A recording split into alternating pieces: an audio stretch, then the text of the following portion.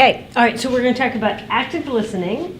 And active listening is kind of a foundation for relationship building, for really communicating to the person who's speaking that you are hearing what they're saying, or at least trying to hear what they're saying. So we have this umbrella of active listening that to visualize a little bit kind of what's involved with it. So we've got this double-ended continuum that's underneath the umbrella, and it's double-ended because I want to indicate visually that you're going back and forth along that continuum. It's not a stair-step skill. It's not like math where you have to know how to count before you can know how to add, before you can know how to multiply, but it's going back and forth along the continuum. So it involves all those components, and the first component is passive listening, and that's where you do what you're doing. Eye contact, head nods, things like uh-huh.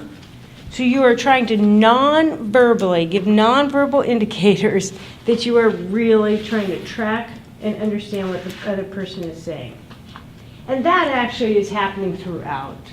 That's really, in some ways, should be part of the umbrella. I mean, the umbrella itself, because you're doing that as you are throughout the whole process. Then the next component is parroting, and that is where you parrot back the words that the other person has said.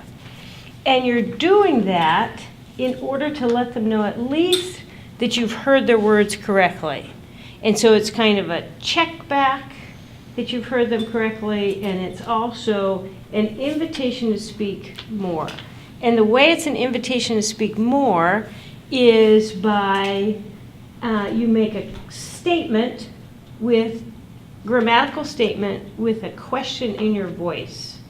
So if I say, oh my goodness, I'm so tired right now, a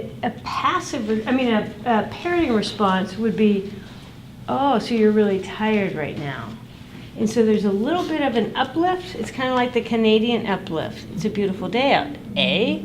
And what that is doing is inviting more interaction.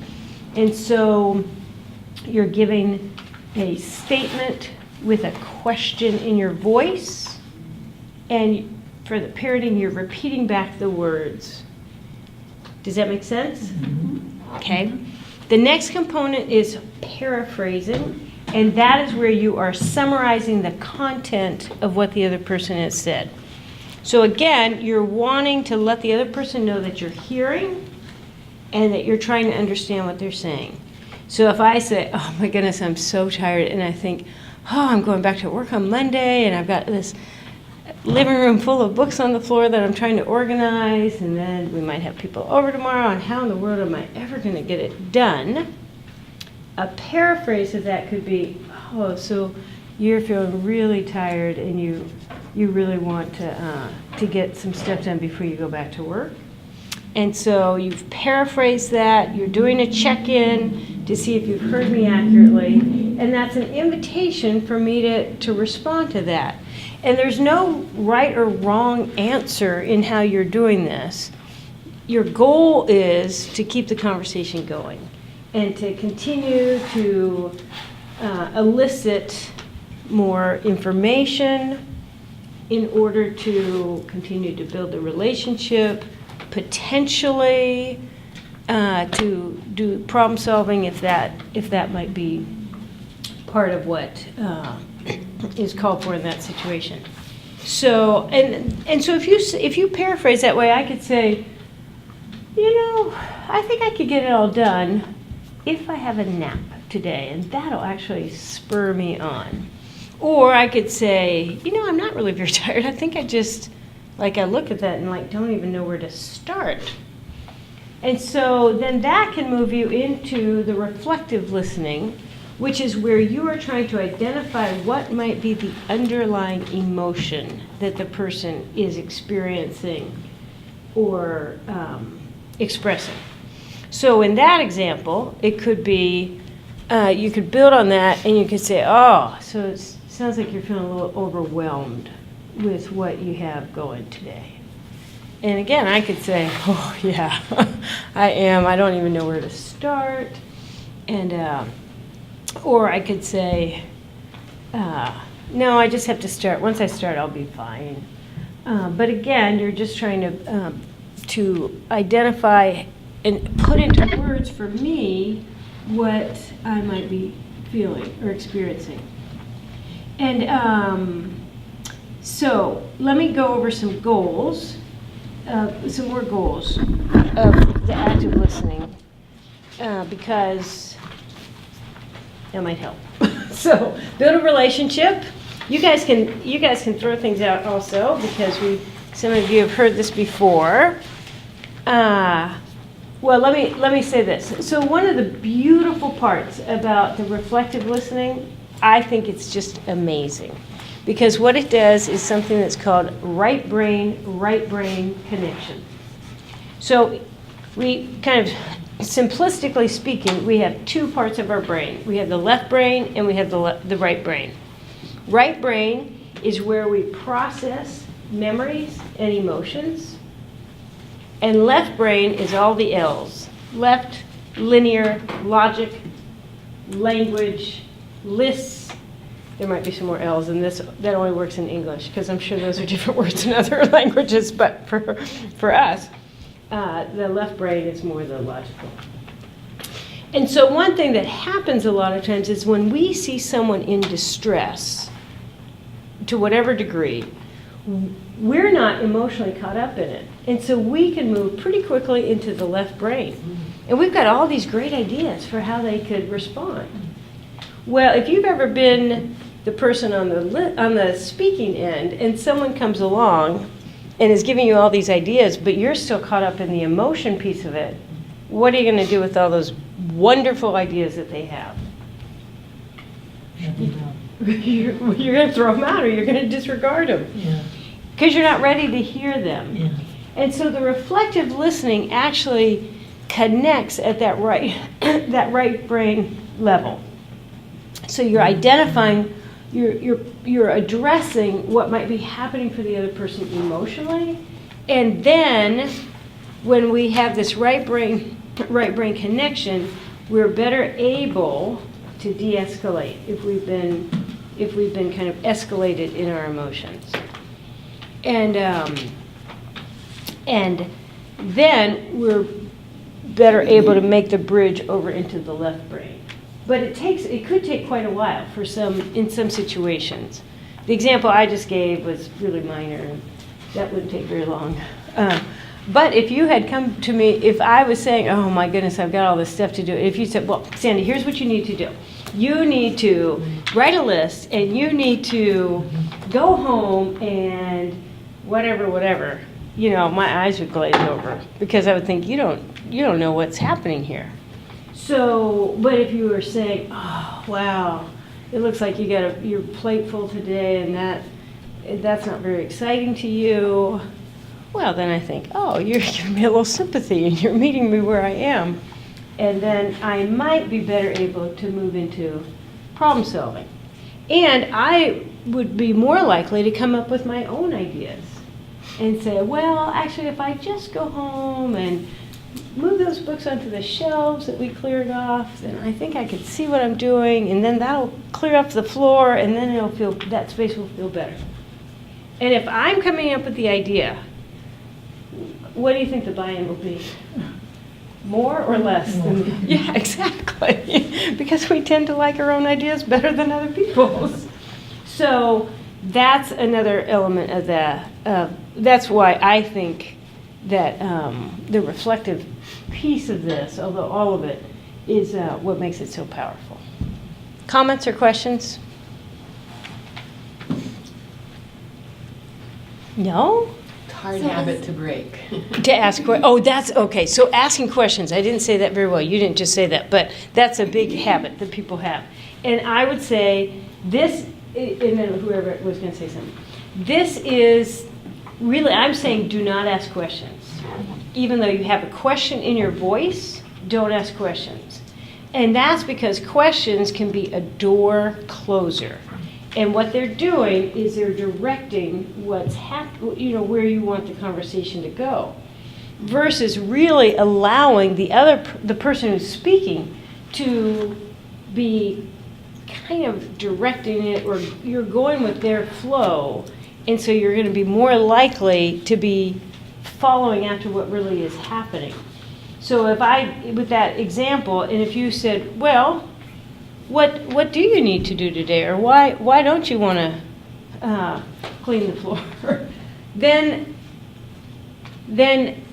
I might not have an answer for you, or it might be that if it's really that I'm so very tired, but we're talking about how to pick up those books off the floor, then we've missed where I am. And that's a really light example. That's not like what we're, it's not like really a deep emotional something that's happening for someone. But, and it is hard to break especially because in our culture, we ask questions and we tend to be more resolution driven. All right, was somebody going to say something earlier? I was going to ask, is reflective listening like looking in a mirror? Like you mirror someone to have the empathy? Like if I'm out next to the water, thinking or whatnot, and I look in the water, you see your own reflection. Is that what reflective is? That's a great question. Because what it sparks is a point that I think is really important. You are, to some degree, you are mirroring back. You're mirroring back kind of in some ways, kind of the intensity of what's happening for the other person. If they're yelling, you don't have to yell back. But if they're saying, I am so sick of all this and it's horrible and I can't even stand it, if you say, oh, you're a little bit upset, then you're not really accurately mirroring or reflecting. But if you say, wow, this is so important to you and it is really significant for you, then you are mirroring back. Well, basically, you're trying to mirror back in words and kind of tone what is happening for the other person. Because a lot of times, people, when you're in your right brain and your emotions are high, where was language? In the left brain. So it's more difficult to put into words what's going on for you. So if someone else is doing that for you and with you, then it's like, oh, there's this sense of relief, like, oh, you get it. And so that's the reflective part. But thank you. Yeah. Is it okay to take what I think of as a side trip before mirroring, to say, I'm tempted to say something sympathetic like, yes, some days are really hard, or something to affirm what they're feeling, Yeah. and how hard it is, before saying, and blah, blah, blah, whatever. Yeah, that is great. Yes, you can empathize. What you have to guard against is saying, wow, I'd feel overwhelmed in this also. No. Because then you're bringing it back to yourself. Oh. But what you said was actually kind of mirroring what might be happening for them. Like, wow, this is really hard. And so you're keeping the focus on the other person. Yeah, no, that's good.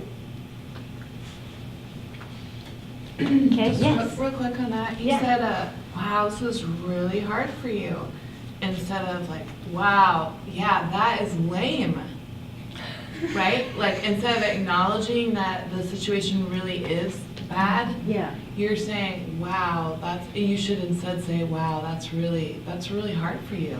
Yeah. Rather than, are you kind of saying, don't acknowledge that the situation is so bad, but rather just say, I'm sorry, that's so bad for you. No, I would not say, Okay. I'm sorry that's so bad for you, because Okay. that does bring it back to me. Okay. I would be saying, wow, this looks like it's really hard for you. Okay. Do you see the distinction? Not really. No. Okay. I'm not going to say, wow, I'm sorry this is so hard for you, because then I'm bringing it back to myself. Oh, when you say, I'm sorry. Mm. Yeah, Got it. yeah. Oh. But if I'm saying, wow, this looks like it's really hard for you, Okay. then think about, like, if you were in those shoes and you were saying whatever was hard for you, and then someone says, wow, it looks like this is really hard for you, that it more likely is going to feel like, oh, okay, they're getting it. They're not trying to refute me or help me see something different. They're just acknowledging what's happening for me. Does that make sense? I think Terry's trying to distinguish though. What? What I It missed? sounded like you're saying acknowledging their feelings rather than if the situation really is hard, you acknowledge Oh. that too? Is that what Like- you're saying? Okay, Like, thank that you. really stinks. Something more objective. than Okay. just, oh, you must feel bad. Right, Oh, no, this situation really sucks. yeah. Oh, yeah, you're a millennial. Well, and that goes back to what you were saying, about, just that empathy, sympathy. Yeah.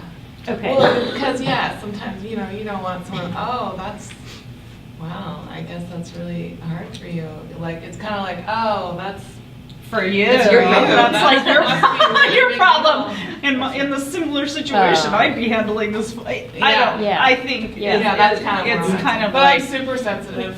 Well, it's almost Just like like- the person's overreacting to the situation as opposed to Like- acknowledging that the circumstances of the situation really are hard. Would be hard for anyone. Yeah. Yeah, I think what's difficult about this is, we're not the ones speaking in the midst of that situation, and so, I think it's harder to comprehend that in that situation, if you really are hurting and someone's saying, wow, this is really hard for you, that it's really it's gonna do the right brain, right brain connection. Does that make sense? Yeah. Yeah. Yeah. Do we also want to make sure that we're not putting the focus on the situation and taking it off of their feelings? Well, that's a good distinction. I think what you're doing is you're trying to meet them where they are in terms of how they're experiencing the situation. And then they're gonna kind of let you know if they're ready to move into talking about the situation itself. And that's gonna be probably with a little bit more focus potentially on kind of problem solving or, working on how you're gonna navigate through. Does that make sense? You wanna start with where the person is, and that's what this is doing, and you're following them. So for me, as a counselor, this is so wonderful, because as a counselor, part of me thinks, oh, I'm supposed to have answers, I'm supposed to have the right questions, but I don't have to do any of that, at this stage anyway, because I'm following what the other person is saying. And so often, you guys know, people's life circumstances, I can never make up the things that people tell me about. And so if I'm too quick to jump in to say kind of what they should do or what they could do, then I probably missed some pretty big pieces. And so this allows you to gain more accurate awareness and knowledge of what really is happening. Does that make sense? Sandy, I don't mean it as a rule, but in general, would you say then, be careful to use statements that have the pronoun I in them? Yes. Okay. Be careful not to use it. Right, Yeah. be careful not to use I, right. Yeah. Right. Okay. Hey, nice to see you. Hello. I'm sorry, let me get a shot. Arriving, okay, yeah, there we go, okay. Thank you, Andrew. Mhm, sure. I appreciate that. Okay.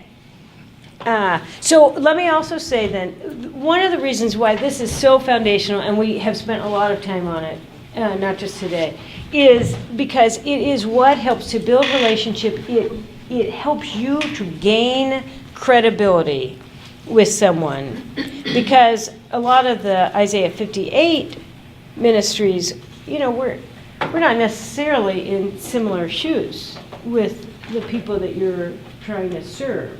And so by taking the time to really connect with where the person is, and for them to feel like you're really working at engaging with them where they are and understanding whatever it is that they might be speaking about, then you're gaining credibility with them.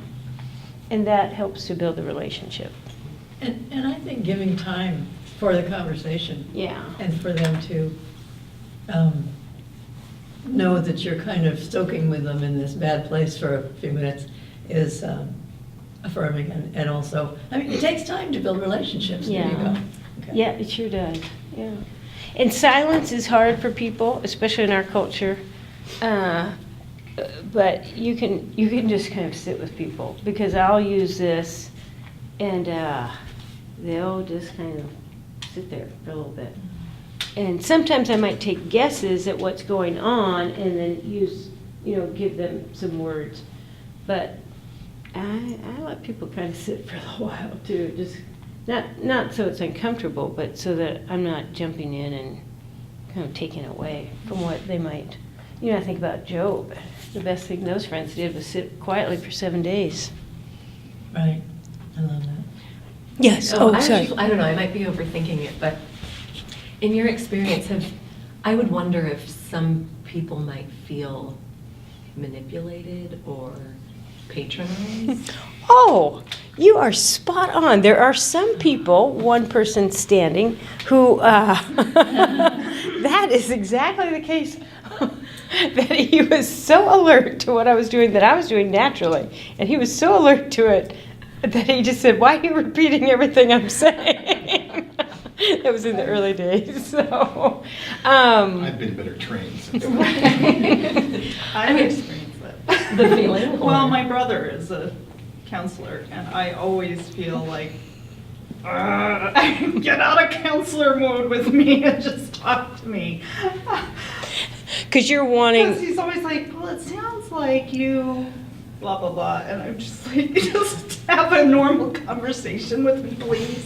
Even if the goal isn't to give feedback, sometimes that makes the conversation sound more natural. Because if it breaks the pattern Yeah. of just the reflective and the passive, and it shows almost more buy-in. And even if they're not there specifically with those answers, it's another thing that seems to show that people are engaged, because that's so typical with conversations. to be giving your input. And it makes it more natural and takes it, because my kid brother does the same thing and I love him. Yeah. Wouldn't it a whole life of active listening isn't a suggestion, right? I mean, it's a tool. At some point, the Yeah. relationship has other facets. Right. Yeah. That's exactly right. Yeah. Yes. And this is for times of extreme trauma, right? Well, it doesn't have to be extreme trauma. It could be, minor, but just upsetness, even. And it's not going to be all you do, so. Right, there's a particular goal that you have in active That's listening. right. That's not the way you're always talking That's right. to Yeah. someone you're trying to connect with. Yeah. Yeah. So I'm using this with clients. I'm using it early on, especially like in the first several sessions, and I'm also using it as a check-in. If I say something, some pearl of wisdom I give them, and they have a blank look, then I go back into my active listening to kind of see if what I missed and what might be going on for them. So, yeah, no, it's a tool. It's a really foundational, important tool, and it's one in a spectrum of tools. Yeah. Okay. Is that it? You tell us. Yep.